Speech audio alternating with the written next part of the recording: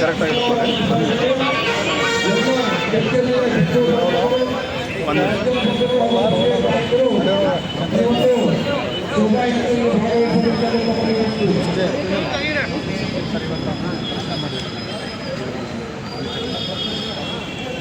ಹುಬ್ಬಳ್ಳಿಯ ರಾಣಿ ಚೆನ್ನಮ್ಮ ಮೈದಾನದ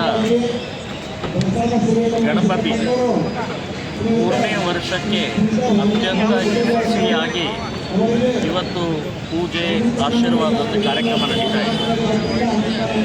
ದುಷ್ಟ ಶಕ್ತಿಗಳನ್ನು ಮೆಟ್ಟಿ ಇವತ್ತು ವೀರ ಗಣಪತಿ ಪ್ರತಿಷ್ಠಾಪನೆಯಾಗಿದೆ. ಈ ಚೆನ್ನಮ್ಮ ಮೈದಾನದ ವೀರ ಗಣಪತಿಯ ಸಂದೇಶ ಒಂದೇ, ಈ ದೇಶ ಹಿಂದೂಗಳ ದೇಶ. ಹಿಂದೂಗಳಿಗೆ ಪ್ರಥಮ ಪೂಜಕ ಗಣೇಶನ ಪೂಜೆ ಮಾಡುವಂಥದ್ದು ಕರ್ತವ್ಯ, ಹಕ್ಕಿದೆ.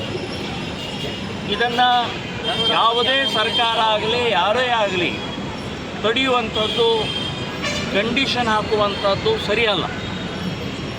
ಸಾವಿರಾರು ವರ್ಷದಿಂದ ಪರಂಪರೆ ಸಂಪ್ರದಾಯ ನಡ್ಕೊಂಡು ಬಂದಂಥ ನಮ್ಮ ದೇಶದಲ್ಲೇ ಇವತ್ತು ನೂರಾರು ಕಂಡೀಷನ್ಗಳು, ಅಲ್ಲಿ ಬೇಡ ಇಲ್ಲಿ ಬೇಡ, ಆ ವಾದ್ಯ ಬೇಡ ಈ ವಾದ್ಯ ಬೇಡ ಅಂತ ಅನ್ನುವಂಥದ್ದು ಇದು ಅವಮಾನಕರವಾದ, ಹಿಂದೂಗಳಿಗೆ ಅವಮಾನ ಮಾಡ್ತಾ ಇದೆ.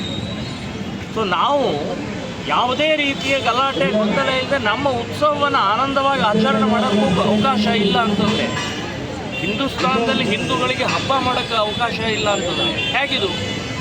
ಆದರೆ ಚೆನ್ನಮ್ಮ ಮೈದಾನದಲ್ಲಿ ಎಷ್ಟೇ ದುಷ್ಟ ಶಕ್ತಿಗಳ ಅಟ್ಟಹಾಸ, ಸುಪ್ರೀಂ ಕೋರ್ಟಿಗೆ ಹೋಗಿ ಅದನ್ನು ತಡೆಯುವಂಥ ಪ್ರಯತ್ನ ಮಾಡಿದರೂ ಕೂಡ ಅಂಥ ದುಷ್ಟ ಶಕ್ತಿಗಳನ್ನು ಮೆಟ್ಟಿ ಇವತ್ತು 3ನೇ ವರ್ಷದ ಪ್ರತಿಷ್ಠಾಪನೆ ಆಗಿದೆ.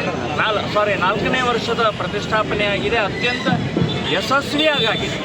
ಸೊ ಯಾವುದೇ ಗದ್ದಲ ಗೊಂದಲ ಇಲ್ಲದೆ ಅತ್ಯಂತ ಇಡೀ ಹಿಂದೂ ಸಮಾಜಕ್ಕೆ ಆಯುಷ್ಯ, ಆರೋಗ್ಯ, ಧನ ಸಂಪತ್ತು, ಧರ್ಮ ಮತ್ತು ದೇಶದ ಉಳಿವಿಗೋಸ್ಕರ ಶಕ್ತಿ ನೀಡಲಿ ಅಂತ ಹೇಳಿ ನಾನು ಪ್ರಾರ್ಥನೆಯನ್ನು ಮಾಡ್ತಾ ಇದ್ದೀನಿ.